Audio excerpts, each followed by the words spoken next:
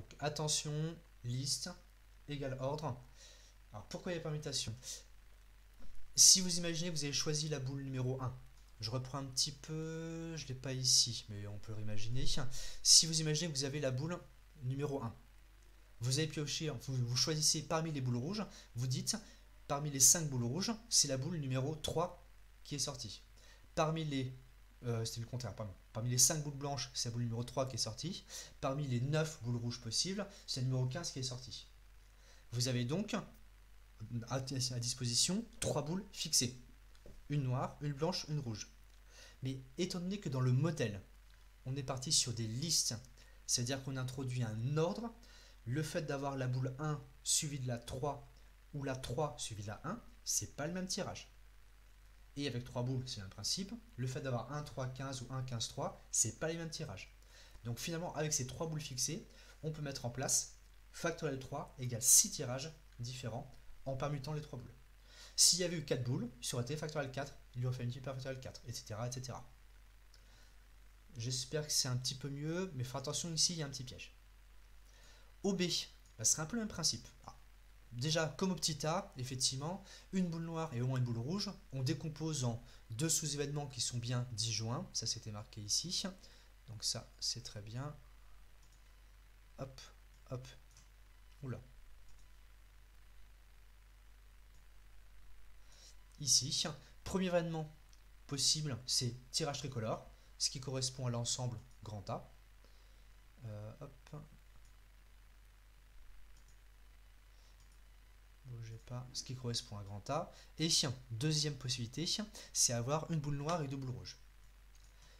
On va légèrement différer cette espèce de petit schéma pour réfléchir encore un petit peu. Le grand A.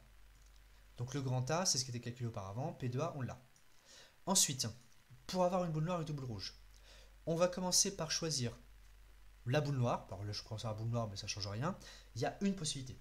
S'il y avait eu 7 boules noires, il y aurait eu 7 possibilités. Ensuite, deux boules rouges. Dans ce choix de deux boules rouges, ce qu'il faut bien regarder ici, ce 9 x 9 possibilités, ça correspond au nombre de listes de deux éléments entre 1 et 9, ce qui correspond bien sûr aux deux boules rouges. Le fait d'avoir ici, attention c'est important, le fait d'avoir ici choisi 9 x 9 le nombre de listes, ça veut dire que ces deux boules rouges, elles sont déjà ordonnées. Ça veut dire que les boules rouges, c'est celles qui étaient numérotées de 9 à 15, si je me souviens bien. Donc si par exemple on a la boule 10 et la boule 13, ici on a déjà distingué les tirages 10-13 et 13-10. Les deux ont été comptabilisés. Cependant, ce qu'on n'a pas comptabilisé, c'est pour le choix de la boule noire, où est-ce qu'elle va s'intercaler parmi les boules rouges. Elle peut se placer avant les deux boules rouges, elle peut se placer au milieu, ou elle peut se placer à la fin des deux boules rouges. Ce qui fait qu'avec ce tirage ordonné de deux boules rouges et cette boule noire qu'il faut imaginer à part dans une autre boîte, suivant l'endroit où on place la boule noire, on va avoir trois possibilités.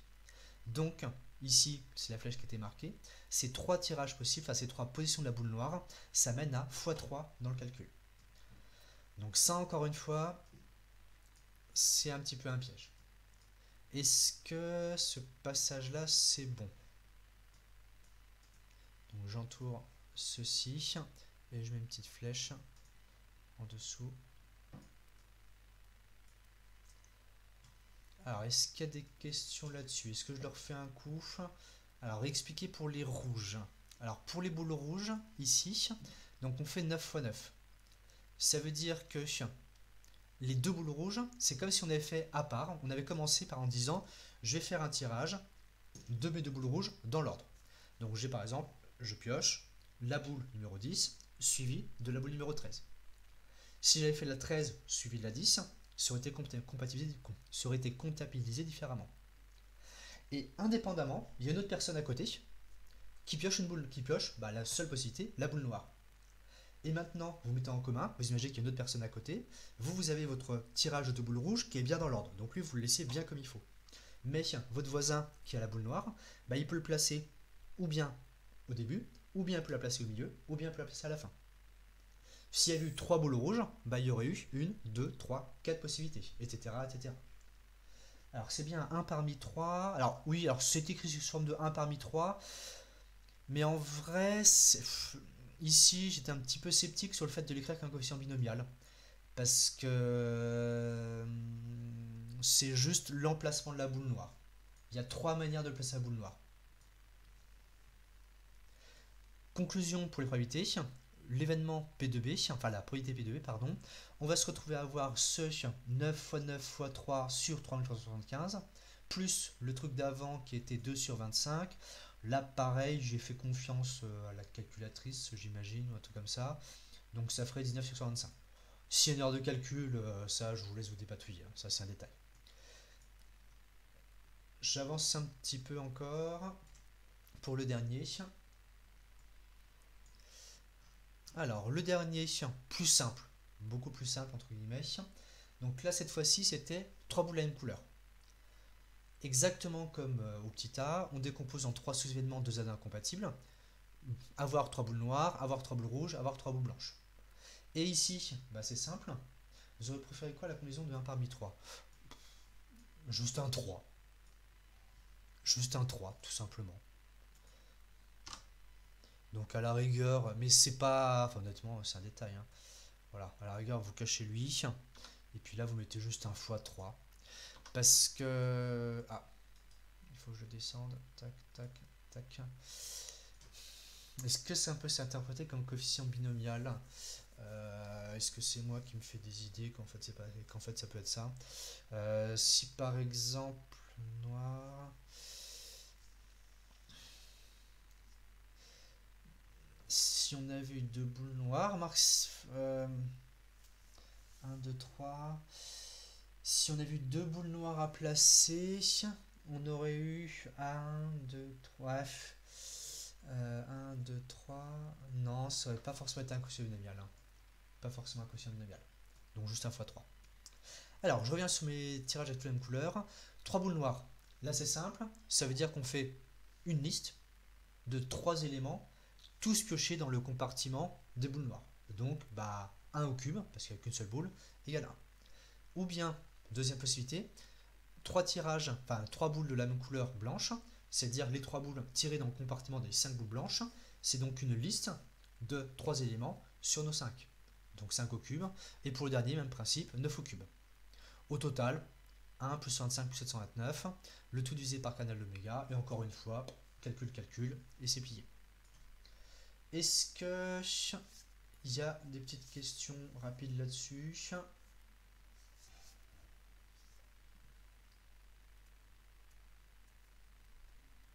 C'est bon sur tout ça? Alors, si c'est bon sur tout ça, tac, tac, il faudra bien que je pense à mettre sur Classroom. Et alors, on va attaquer donc à la suite des espaces probabilisés. Alors, au niveau exercice espaces probabilisés, on en fera encore un ou on en fera encore peut-être un, les chevaliers de Méré dont j'avais parlé. J'ai reçu une contribution, donc on pourra en reparler. Et sinon, on va attaquer les probabilités conditionnelles. Alors, j'avance ici. Alors, normalement, vous avez tous les polycopiés. Les probabilités conditionnelles, le principe, c'est quoi? Pour l'instant, on a fait les probabilités un petit peu à la main. Ça veut dire que on s'est placé, on s'est basé sur des dénombrements, un coup de combinaison, de listes, etc. Et en gros, c'était que avec des probabilités uniformes. Mais il y a plein de situations où ça marche pas comme ça. Et il y a plein de situations, alors, point très important sur ce chapitre. Vous connaissez déjà les probabilités conditionnelles. Notamment, vous avez toujours représenté ça à coup de petits arbres et compagnie. Au lycée, en général, on considère qu'un joli arbre bien fait, avec un petit résultat, une petite multiplication balancée, ça suffit. Là, non. Typiquement, il faut arriver à faire le tri, à prendre du recul, et arriver à se rendre compte que tout ce que vous faisiez au lycée avec les arbres, les multiplications sur les branches et compagnie, ça correspond à certaines formules bien précises qu'on va voir ensemble. En fait, ces formules-là, essentiellement, il y en aura deux. Les probabilités composées, les probabilités totales. On verra un petit peu plus en détail comment ça marche. Mais ce chapitre-là, il va nous permettre, enfin ce thème-là, il va nous permettre de faire des calculs de proba sans dénombrement. Du coup, ce sera un point de vue un petit peu différent sur certains points. Le dénombrement va avoir une part beaucoup plus minimale. Trêve de blabla, j'avance un petit peu. Alors, probabilité conditionnelle, généralité. Définition. Une probabilité conditionnelle, c'est une probabilité. Si on part d'un espace oméga p provisé, c'est-à-dire qu'on a un univers oméga, on a déjà une probabilité. Si on considère un événement de probabilité non nulle, on peut considérer l'application qui a, je vais l'entourer tout de suite, l'application qui a grand E, donc grand E c'est un événement, une partie de oméga, on associe P de E inter A sur P de A. Ça, en soi, c'est juste une fraction. Mais on va se rendre compte, donc c'est un théorème, on va se rendre compte que cette application PA, elle vérifie la définition de probabilité. Ce sera donc une probabilité sur oméga p, donc l'énoncé c'est ça, cette application est une probabilité. Et ensuite, au niveau du nom, on dit qu'on l'appelle probabilité conditionnelle relative à grand A. Et donc, l'événement, la valeur P de inter A sur P de A, on l'appelle la probabilité de E sachant A, mais ça vous le savez déjà, et on va la noter, je vais écrire ça, je vais souligner ça ici, voilà. Au niveau notation, on la note P de E sachant A, ou P indice A de E, ou bien P de E slash A. Les deux notations seront utilisées suivant ce qu'on aura à écrire. Parce que des fois, à la place du grand A, on va avoir tout un tas d'événements. Et dans ce cas-là, plutôt que d'écrire un truc immense en indice, on le met plutôt avec la deuxième écriture. Alors, démonstration, on va se faire ça vite fait, c'est pas trop méchant. Je vais juste vous remettre, hop, je l'ouvre vite fait, comme ça on l'aura sous les yeux. Bougez pas, j'ai oublié de le sortir celui-ci. La définition de probabilité, pour vous faire voir qu'il y avait une définition bien précise, ici. Donc, où est-ce qu'on est? Événement, tatati, voilà. Donc, une probabilité, c'est quoi? Pour rappel, c'était une application de P d'oméga dans 0,1. Donc, on est censé arriver dans 0,1, qui vérifie P de oméga égale 1, et que, lorsque A et B sont disjoints, P de A union B égale P de A plus P de B. Donc, on a 1, 2, 3 petits points à vérifier. Ce ne sera pas méchant du tout, ne vous inquiétez pas. Ici, probabilité conditionnelle, je lance le tableau blanc et on va attaquer ça comme ceci. Alors, hop, hop. Donc, je reprends ma couleur. Donc, c'est la démo 1. Donc, montrons que P indice grand A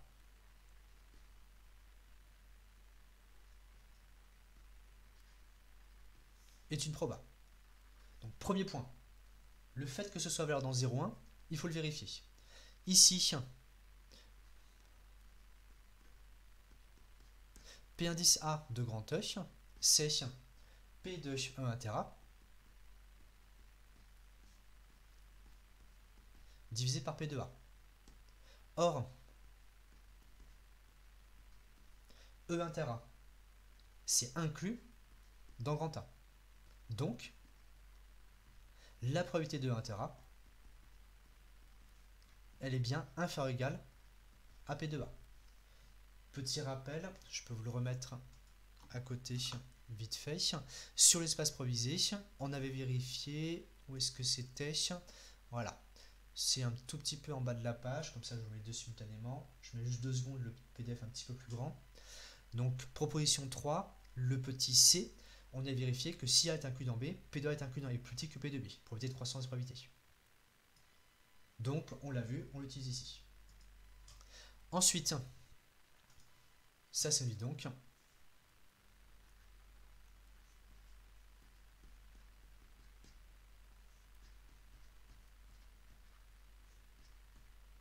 Cette probabilité, elle est dans 0,1. Alors, bien sûr, ça donne surtout... Ah, attention, il y a un tout petit bug. Non, c'est bon.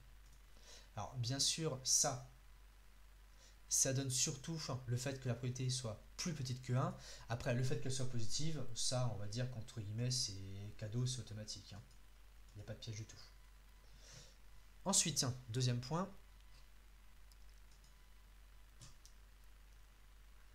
Alors, je vais juste souligner ça. Tac, tac, tac. Hop, hop. Deuxième point, PA d'oméga.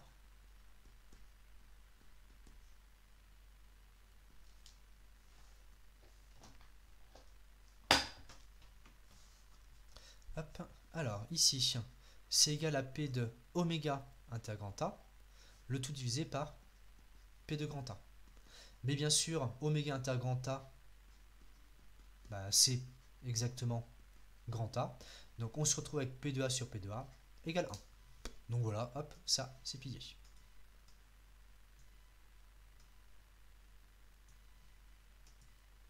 Donc ici,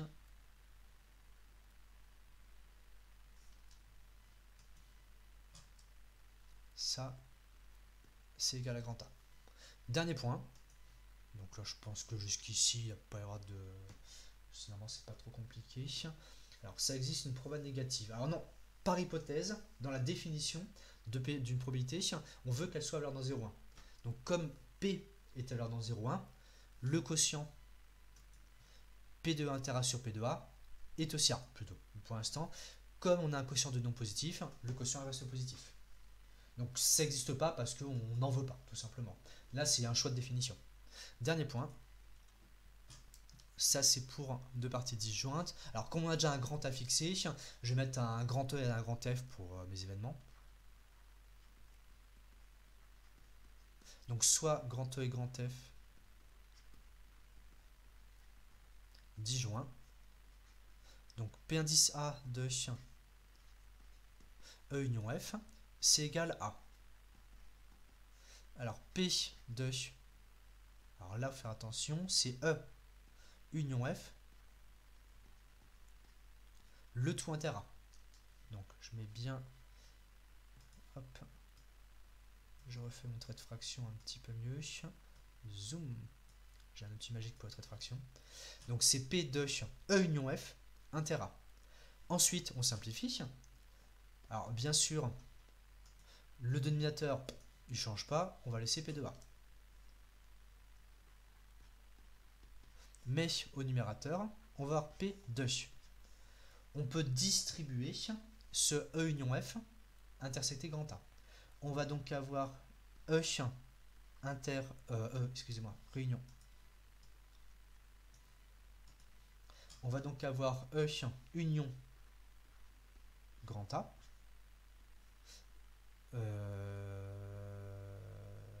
Non, c'est le contraire, je fais des bêtises, c'était j'ai juste au début. Hop, hop. Donc on distribue A, donc ça fait E inter A.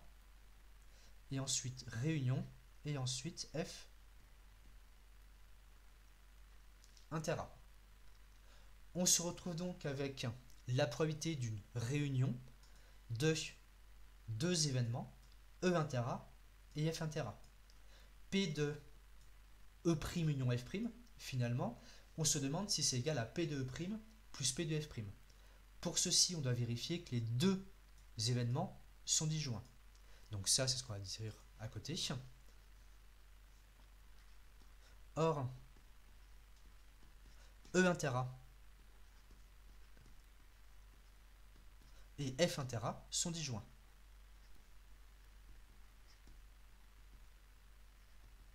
Alors, comment est-ce qu'on vérifie qu'ils sont disjoints? Tout simplement parce que si on fait E inter A, inter F, inter A, si on a, rappelez-vous, une intersection de plein d'événements, les parenthèses, elles servent à rien. De toute façon, c'est associatif. On peut donc réagencer ceci en E inter F, inter A, c'est-à-dire l'ensemble vide, tout simplement parce que E inter F est vide.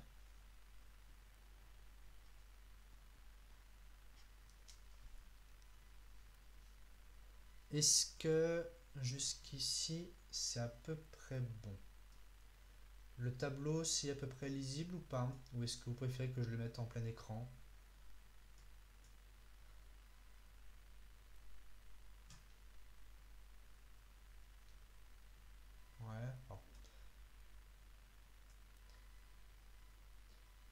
c'est bon, on continue. Ok.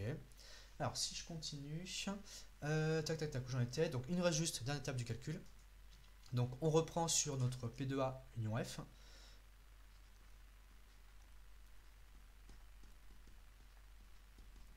On va se retrouver avec, alors, toujours mon grand trait de fraction, zoom, toujours le P2A en bas, ça ne change pas. Et comme on a nos deux éléments qui sont disjoints, on peut découper le numérateur en P2 E inter A plus P2F intégrant A. Et bien sûr, ça correspond à PA de E plus PA de grand F. Donc c'est gagné, c'est ce qu'on voulait. Tac. Tac. On a gagné. Alors il sert à quoi le dernier point? Dans la définition d'espace probabilisé, donc si vous la regardez, je vous l'ai encore à côté, l'encadré du haut, la définition d'une probabilité, c'est une application qui est à l'ordre 0,1, premier point, P de oméga égale 1, deuxième point, et troisième point, on veut que pour toute partie disjointe, la probabilité de la réunion soit la somme des probas. Donc on vérifie les trois. C'est tout, c'est bête et méchant. Hein. Enfin, on fait la définition. Alors, je vous laisse 5 secondes. J'ai le soleil dans la figure, je vais juste baisser un peu mon volet.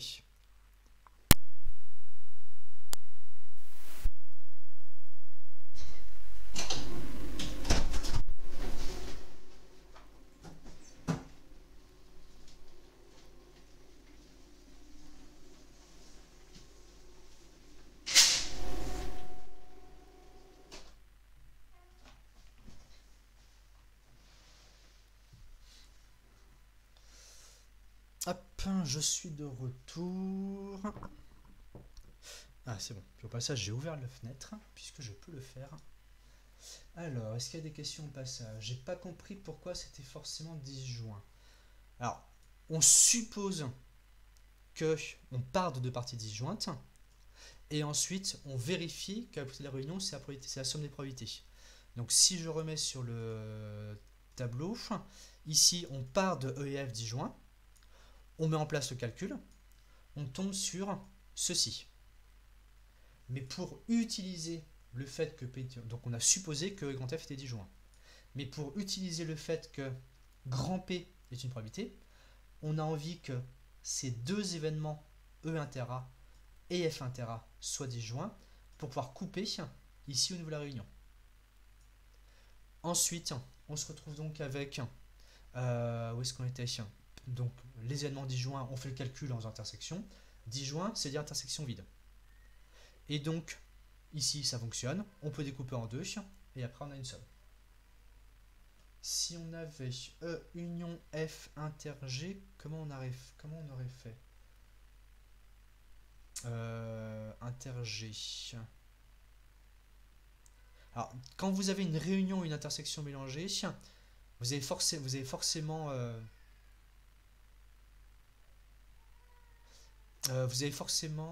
qu'est-ce que je voulais dire? Oui, vous avez forcément des parenthèses à un moment donné, parce que sinon, c'est pas clair. Donc, on en reparlera, mais là, il n'y a pas d'ambiguïté, quoi. Alors, fin de la démonstration. Donc, tac, tac. Ça, c'est bon. Alors, je retourne sur le poly. Alors, au niveau du cours, pardon, pas celui-ci, probabilité conditionnelle, il est là. Donc la définition, voilà, ça, c'est réglé. Alors, en pratique, cette définition, elle va pas, de temps en temps, on va s'en servir telle quelle, mais par défaut, une probabilité conditionnelle, ça se calculera vraiment un petit peu à la main, c'est-à-dire en tant que probabilité. On verra un petit peu dans l'exercice ce que je veux dire par là. Alors, petite remarque, ça en revanche qui va servir, qui va être très très très utile. Je vais vous l'encadrer tout de suite. Hop, ici. En particulier, si on fait un petit produit en croix, on tombe sur cette égalité. P de A inter B, c'est P de A fois P de B sachant A. Ça, on va utiliser beaucoup. Donc il faut bien le retenir, même presque plus que la définition de probabilité conditionnelle, entre guillemets. Et, alors bon, ça c'est des détails, dès qu'on a un événement grand E qui contient A, sa probabilité conditionnelle par rapport à A est égale à 1. Ça c'est logique parce que si grand A est inclus dans E, ça veut dire que l'événement A implique l'événement E. Donc connaître l'événement A, ça nous dit que l'événement E est aussi connu et donc que sa probabilité est 1. Donc sachant A, le fait d'avoir E, on est content que ça fasse 1. C'est naturel, ça correspond à l'intuition. La remarque, c'est le calcul à partir d'un. Alors, c'est le contraire, du coup, justement. C'est cette formule-là qui va justifier le calcul de probabilité avec les arbres. Cette formule-là et une autre plus générale. Alors, ça, c'est important. Ici, vu qu'une probabilité conditionnelle est une proba, ça, c'est un point de détail, mais finalement, ça veut dire beaucoup. Tout ce qu'on a vu dans le chapitre précédent s'applique. Donc, en vrac, la probabilité sachant A du vide, c'est 0. La probabilité sachant A d'un événement, c'est entre 0 et 1. La probabilité sachant A du complémentaire, c'est 1 moins la probabilité de sachant A, etc., etc. Pour la réunion, si on a une famille d'événements de Z incompatibles, on peut décomposer probabilité de la réunion en somme des probas, et on a la formule probabilité de réunion en général. Donc tout ça, il n'y a rien à dire, c'est juste, c'est le chapitre d'avant avec PA. Mais vous, le moment venu, il faut arriver à se dire, ah oui, mais comme c'est probabilité conditionnelle, je peux faire tout ça. Et donc peut-être que de temps en temps, vous aurez besoin de faire une réunion ou de faire un complémentaire, typiquement. Est-ce que jusqu'ici c'est bon? J'avance un peu. Alors, formule liée aux probabilités conditionnelles. Donc là, typiquement, première grosse formule qui est extrêmement importante dans ce chapitre, les probabilités composées.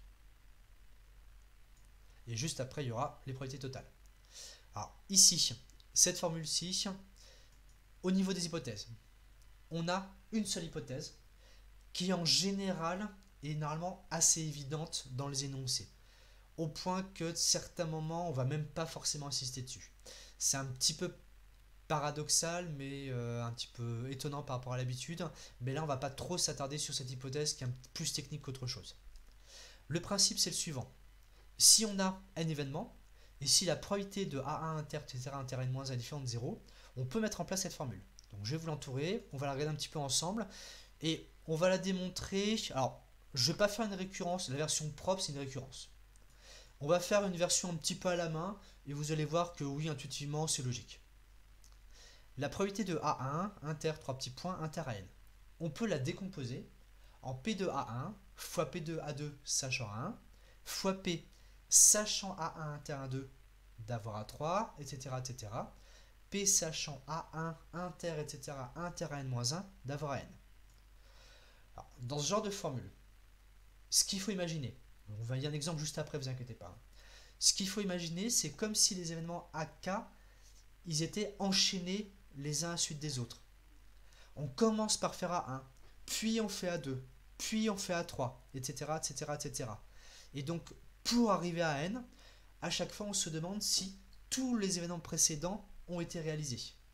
C'est comme s'il y avait une suite de cause à effet qui était obligatoire pour une situation, ou qu'on demandait plutôt pour une situation donnée. Alors, au niveau de la démonstration, on va faire ça tout de suite. Hop, page suivante. Je vous mets le truc en un petit peu plus grand.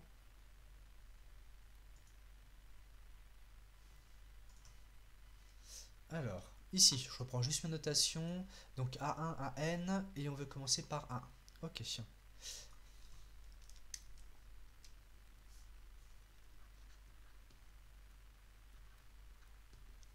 Alors, première étape. Alors, on va dire démonstration 3, on va dire ébauche. Alors, la récurrence, c'est pas dur à faire, il n'y a pas de piège du tout, mais ce sera plus simple de comprendre comme ça. Première étape, définition de probabilité conditionnelle. P de A1 inter A2, on peut l'écrire comme P de A1 fois P sachant A1 de A2. Donc ça, je remets à côté, c'est la définition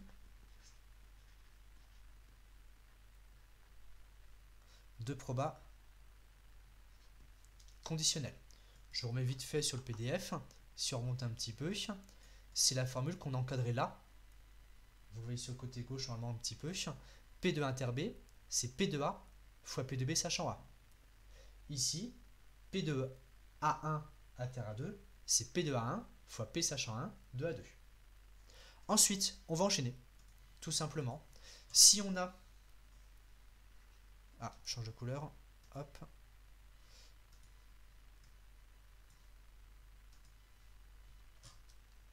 Si on a P de A1, inter A2, inter A3. On va tout simplement virtuellement placer des parenthèses autour du A1 inter A2 pour appliquer la même formule qu'au-dessus en disant que c'est P de A1 inter A2 multiplié par P sachant A1 inter A2 de A3. Alors, il y a des questions qui sont tombées. Disait sur les éléments AK. Non, justement, mis à part le fait qu'une certaine probabilité doit être non nulle, mais ça, c'est juste une condition technique. Vous allez voir qu'il n'y a aucune hypothèse. C'est tout le temps vrai. Ni disjoint, non, rien du tout. Rien du tout. Sinon, la proba ferait 0. La proba ferait 0.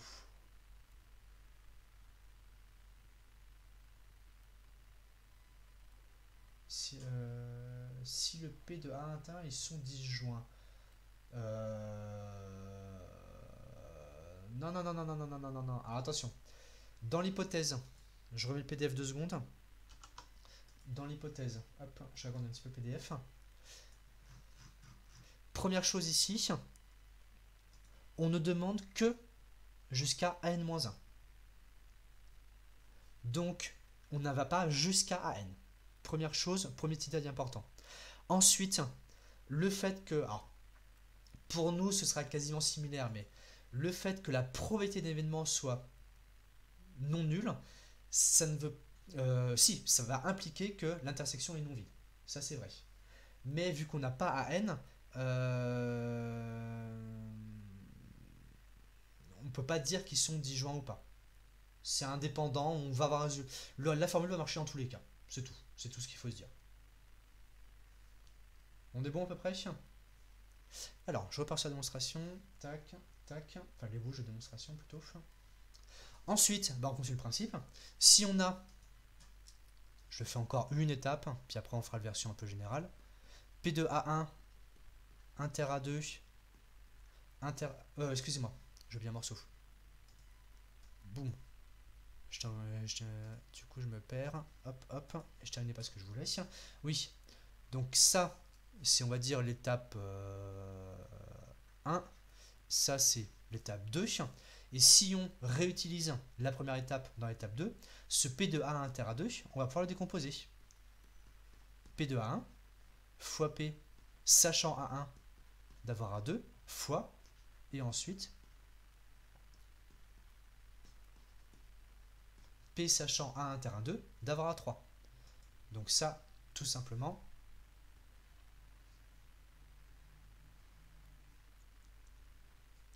c'est la même chose. Et, etc., etc., etc. Si on arrive à, je vais directement sauter une étape plus générale,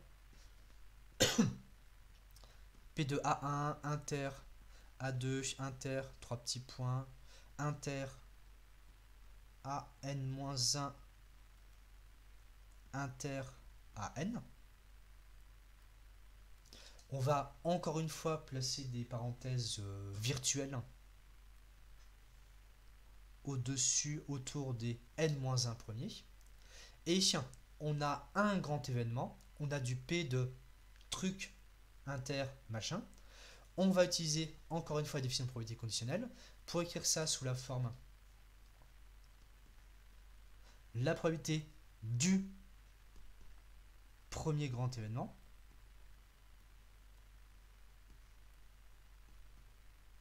multiplié par la probabilité sachant ce même grand événement tout ça c'est en indice, c'est normal d'avoir le dernier. Et voilà, on n'est pas dans la récurrence, il y aurait juste à mettre en place la rédaction. Si on connaît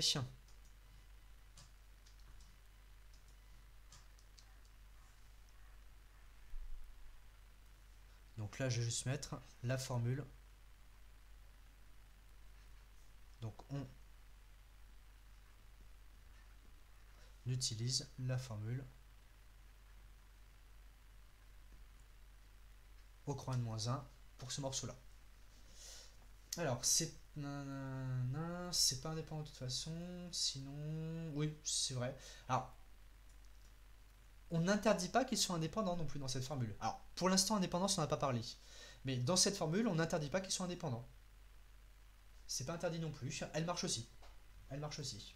On en reparlera. Alors, est-ce que... Bon, c'est juste une ébauche, mais vous voyez le principe. En fait, on va à la chaîne, et puis à chaque fois, les morceaux qui sortent devant, bah, c'est ceux qui nous arrangent. Voilà, c'est tout. Est-ce qu'il y a des questions là-dessus? J'attends 5 secondes, le temps que vous repreniez un petit peu ces trucs-là.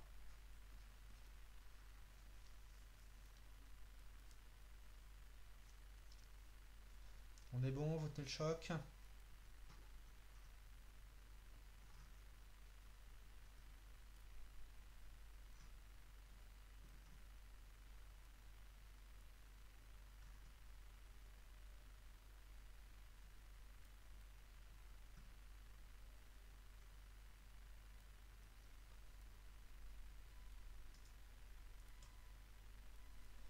Ok. Alors, j'avance un petit peu, je repars sur PDF. Je vais vous laisser tout le truc en petit à côté, de toute façon. Donc, s'il manque un truc, vous pouvez le copier encore un tout petit peu. Alors, où est-ce que j'en étais? Oui, alors, cette formule-ci, bon, c'est bien joli tel quel, mais comment est-ce que ça se passe? Ah, pardon, petit détail technique. Je reviens juste vite fait sur le tableau. Je ne l'ai pas signalé, mais je l'ai mis dans l'énoncé. Ici, pour justifier, enfin, comment est-ce qu'on sait qu'une propriété conditionnelle existe bien? Pour avoir une propriété conditionnelle qui existe bien, on veut que l'événement du sachant que soit non négligeable. On ne veut pas qu'il y ait une probabilité nulle. Ici, si vous regardez un petit peu, par exemple au début, je remets le tableau un petit peu plus grand, excusez-moi, lorsqu'on fait P de A1 inter A2, lorsqu'on écrit ceci, on suppose que A1 est non négligeable. On suppose que P de A1 est différent de 0.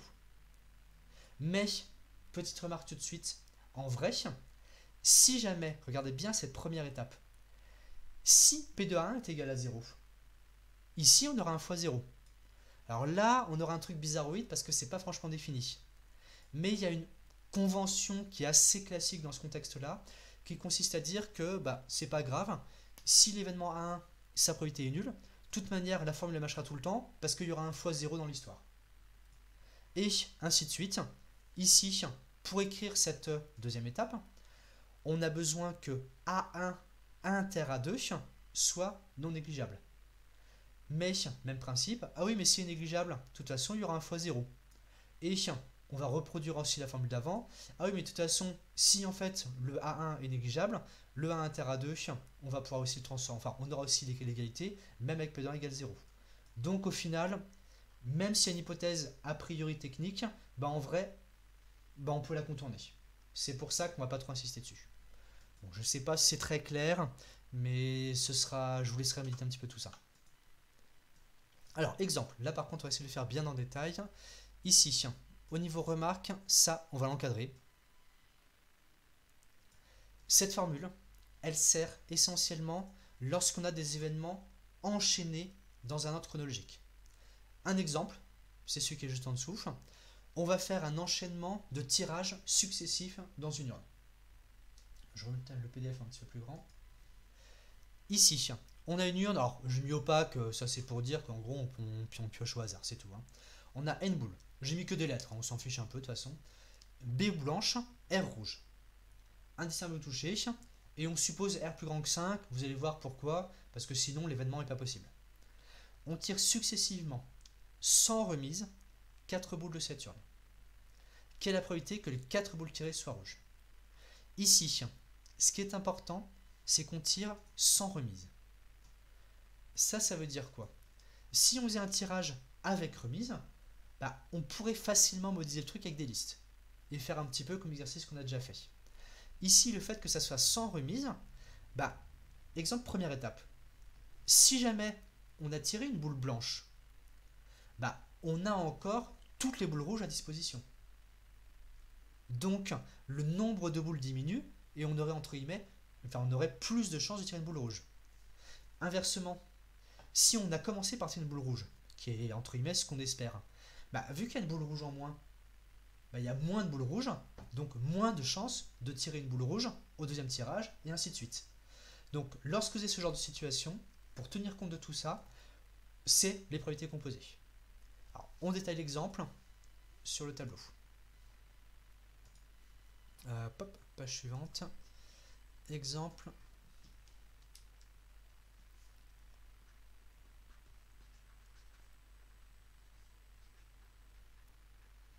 Sur probabilité composée. Alors, on va faire un petit schéma vite fait. Tac, tac, hop, hop, hop. Donc on a une urne. Dedans on a des boules rouges. Ah.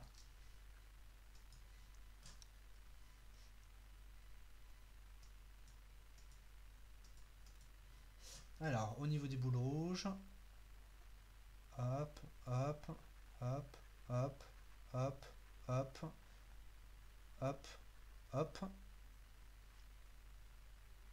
Donc R rouge. Et alors, le schéma il sert à rien, mais des fois ça aide pour visualiser un petit peu. À côté on a, alors on va voir à côté, bon en vrai elles sont mélangées, hein, mais c'est juste que pour le schéma c'est plus pratique. On a B blanche. Agrandir à droite. Oui, excusez-moi, je peux.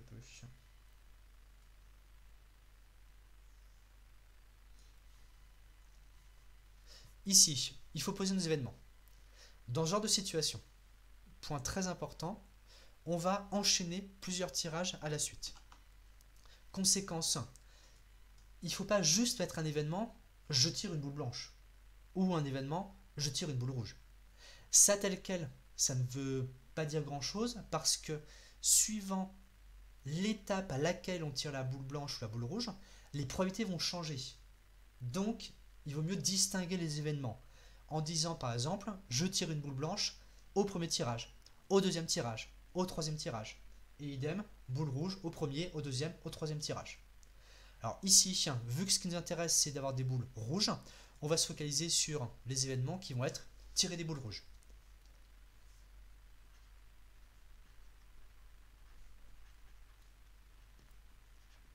Donc on pose les événements, grand R indice K, donc il y a un petit K dans l'histoire.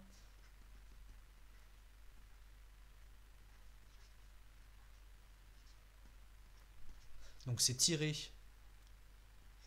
une boule rouge au Kème tirage.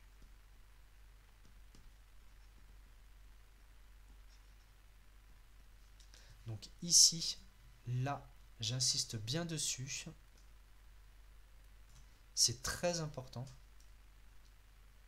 Ça, on le fera très très souvent. Donc attention. Comment je vais formuler ça? Faire intervenir.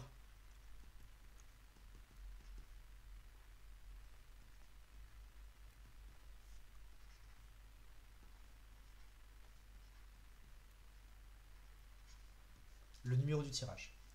Ça, on le fera très souvent avec les probabilités composées, avec les probabilités totales quand on aura vu la formule, dans les probabilités conditionnelles. On n'aura quasiment jamais un événement grand R ou grand A. On aura quasiment tout le temps du AK, du RI, du BJ, avec un indice KIJ en fonction de la situation, mais il y aura toujours un truc comme ça. J'espère que c'est clair. Ici, vu que nous, ce qui nous intéresse, c'est d'avoir, combien j'en veux? 3 ou 4. C'est d'avoir 4 boules rouges. Ce qu'on cherche,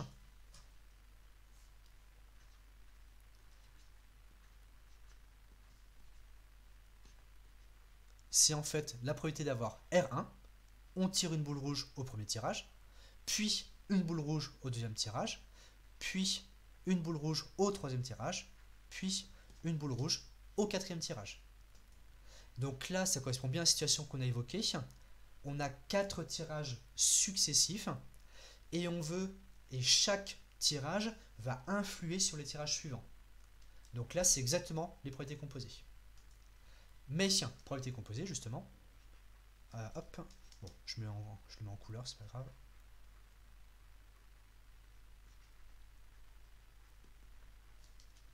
Alors, probabilité composée. Voum. Tac, tac. Alors, P2. Est-ce que je lui donne un nom? Bon, tant pis, je le recopie, c'est pas grave.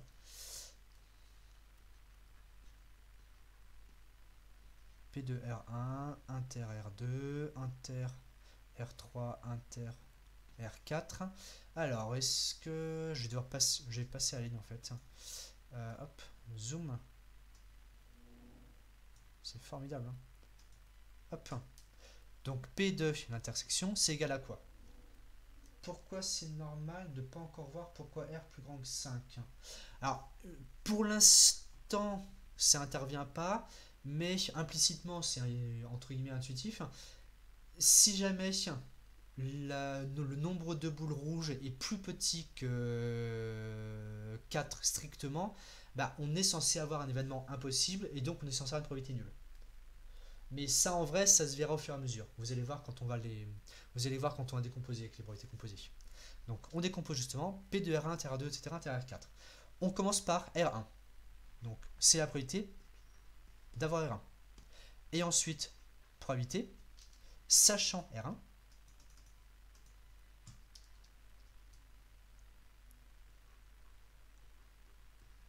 d'avoir R2. Ensuite, probabilité sachant R1 inter R2 d'avoir R3.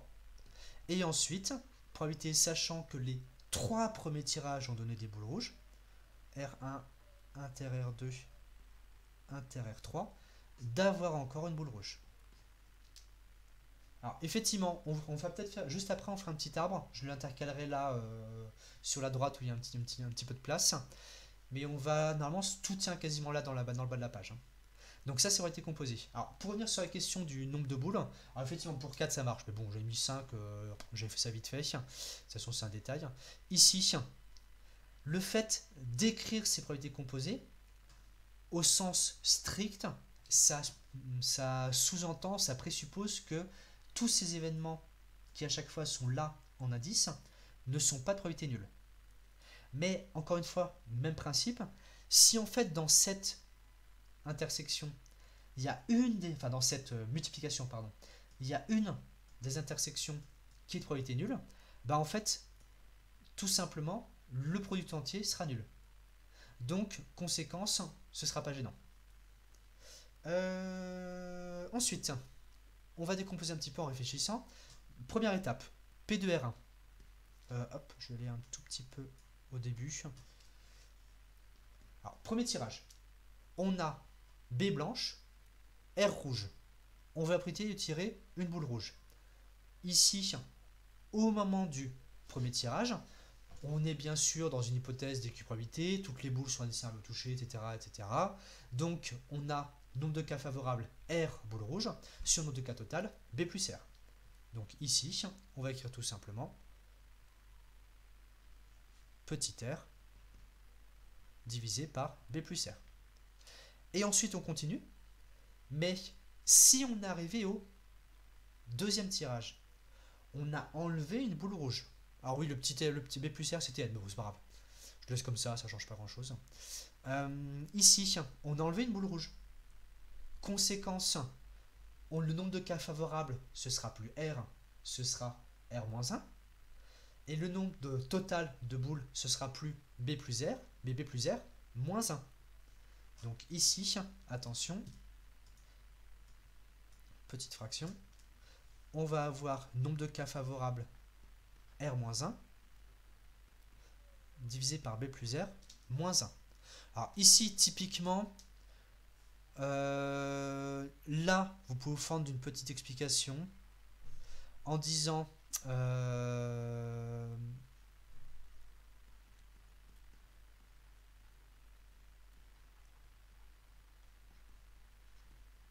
B plus R moins une boule au total et R moins 1 cas favorable.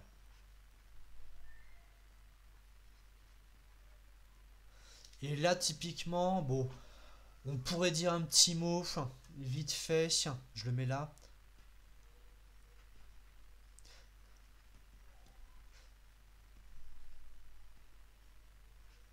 Hypothèse d'équiprobable. Je cafouille toujours autant là-dessus. Hypothèse, hop, d'équiprobabilité euh, lors d'un tirage.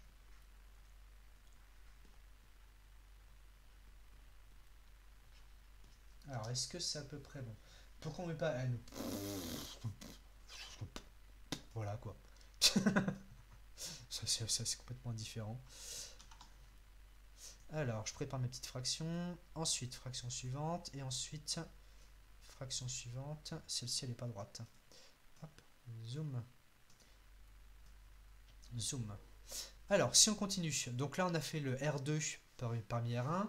Ensuite, troisième tirage. Bah, si on est au troisième tirage, c'est qu'on a enlevé 2 boules. Conséquence, on va avoir ici R-2 sur B plus R-2. Et ensuite, R-3, lorsqu'on sera au quatrième tirage, sur B plus R-3. Bon, voilà. Dans l'énoncé, ne vous énervez pas, c'est pas grave. Mettez N si vous voulez. Alors, est-ce qu'il y a des questions sinon à côté?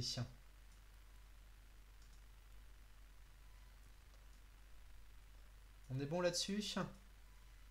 Alors, ici, au niveau de l'arbre, oui, ça c'est une bonne question, ça c'est une bonne remarque.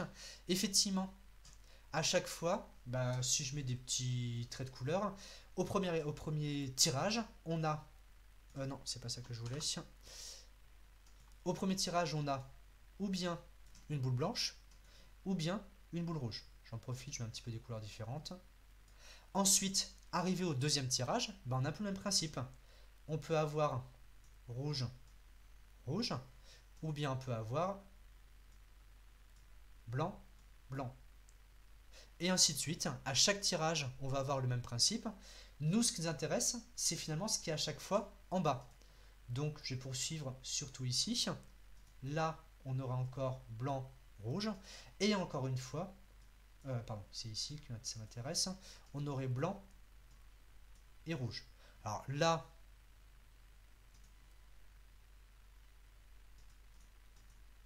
je mets des petits points de suspension pour dire que ça continue aussi, bien sûr. Nous, ce qui nous intéresse, c'est... Hop, je marque mes événements. Ici, donc là... Mince, je suis pas en mode stylet. C'est l'événement R1. Là, c'est l'événement R2. Là, c'est l'événement R3. Là, c'est l'événement R4. Alors, bon, le schéma est un peu trompeur, mais en vrai, R4, il est un peu dispatché sur toutes les branches. Comment est-ce que je peux marquer ça proprement? Je vais pas faire du R4 sachant R3. Bon, c'est pas grave, on va laisser comme ça.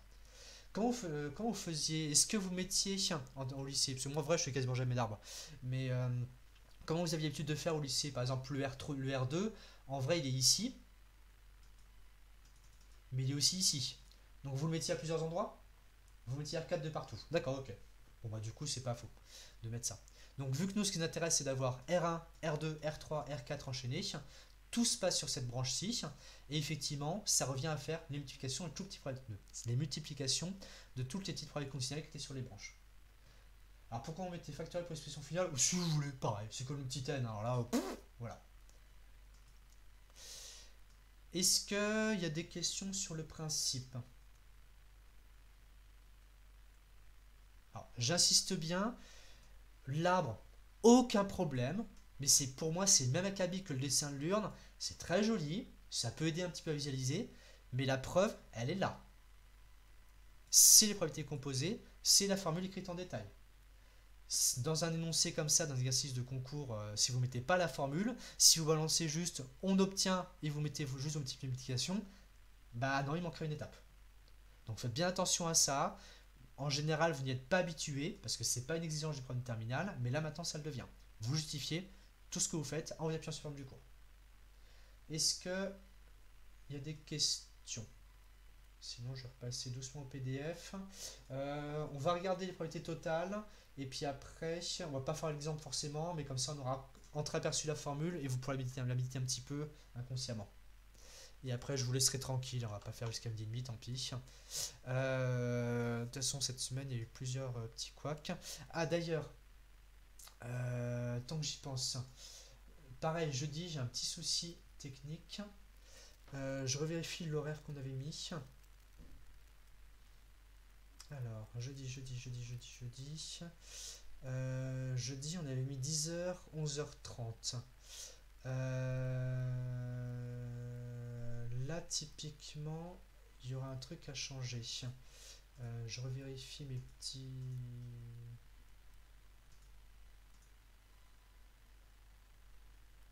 Ouais. Jeudi, même principe, il faudra sûrement qu'on commence à 11h. Je vous le dis là, vous prenez note. Jeudi, on va commencer à 11h. On va pas commencer à 10h. À 10h30. J'ai mis quoi?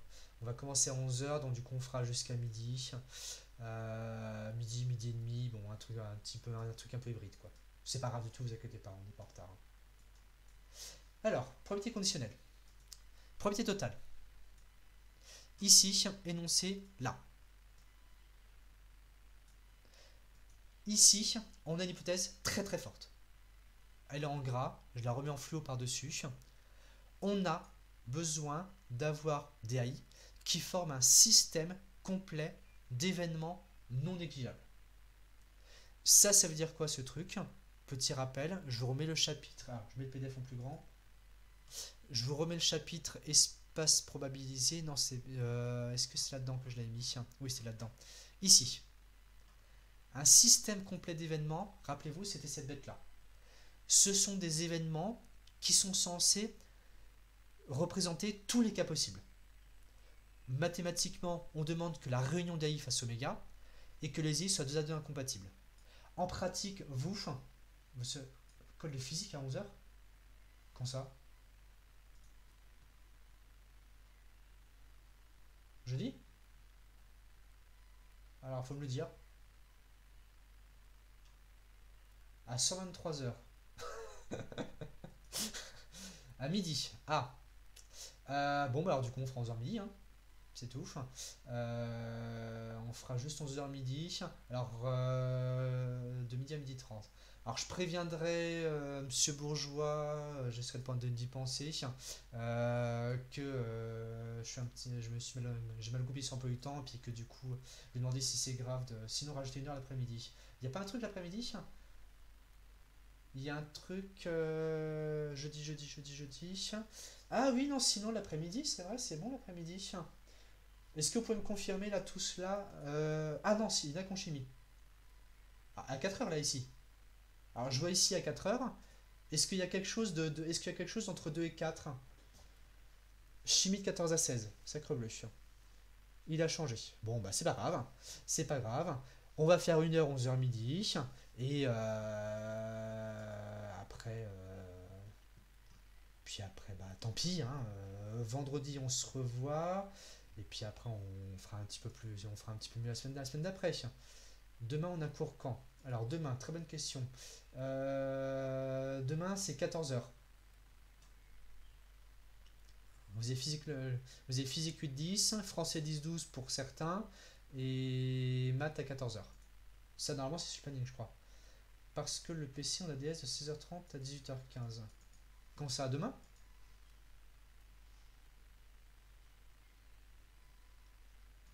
Demain, le DS?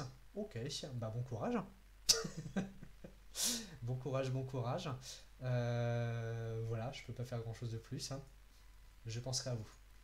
Mais sinon, on se voit à 14h. Allez, proba totale, et puis après, je vous libère. que vous ayez le temps de manger un petit peu tranquillement, de faire un mini break. Alors, donc système complet d'événements, on est censé composer tous les cas. Et je repars sur mon petit chapitre. Alors, probabilité totale. Donc, le principe ici, c'est la probabilité d'événement E. On veut la décomposer suivant tous les cas. Donc, tout simplement, on va décomposer ça en faisant une somme des P de AI fois P de E sachant AI. Alors, j'entoure la formule. Je vous écris une ligne sur le tableau blanc. Comme ça, vous verrez d'où vient la formule. Et puis après, on fera un exemple, du coup, pas là, mais la prochaine fois. Alors, paf, je pars sur le tableau blanc. Je prends une nouvelle page. Théorème 4, donc démonstration 4.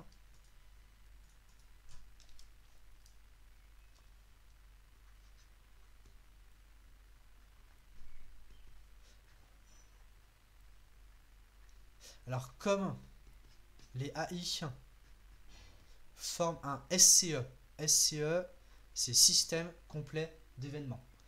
SCE non négligeable. Alors, ce sont des événements non négligeables, donc c'est au pluriel. La probabilité de, comment il s'appelle, c'est grand E, de grand E. De grand E, elle peut se décomposer comme la somme des P de grand E inter AI. Pour I allant de 1 jusqu'à, c'est un petit n que j'ai mis, c'est un petit n. Alors, d'où ça vient ce truc-là? On l'a vu dans le chapitre d'avant. On l'a même démontré. Ici, vous l'avez sur le côté gauche, théorème 6. Lorsqu'on a un système complet d'événements, P de E, on peut le décomposer comme la somme des P de E inter AI. Donc ça, c'est instantané. Mais si maintenant, on repart sur ce P de E inter AI, lui, avec la petite formule définition des probabilités conditionnelles, on peut le décomposer comme P de AI fois P de grand E, sachant AI. Voilà, ça y est, la démonstration est finie.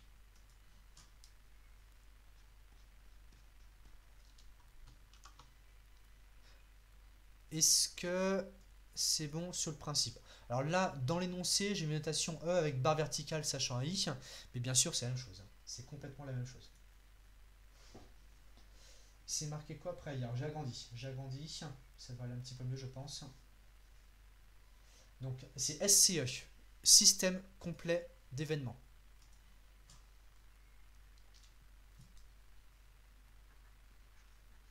Système complet d'événements et non négligeable. Alors, cette formule, elle va servir lorsqu'on aura un événement qui dépend de plusieurs situations possibles. Donc là, vous avez l'exemple qui est en dessous. Vous pouvez complètement le regarder si vous voulez, juste comme ça, si vous voulez y réfléchir un petit peu, comme ça, 5 minutes en mangeant. C'est tout à fait possible. C'est pas du tout compliqué. Sinon, on mis 12h12, c'est parfait, c'est une bonne heure pour aller manger. 12h12 le 5 mai, c'est magnifique. Tous les chiffres sont alignés. Alors, je vais vous laisser aller manger tranquillement. Prenez soin de vous. Reprenez bien le rythme parce que ça va durer un petit moment. Allez, au revoir, au revoir.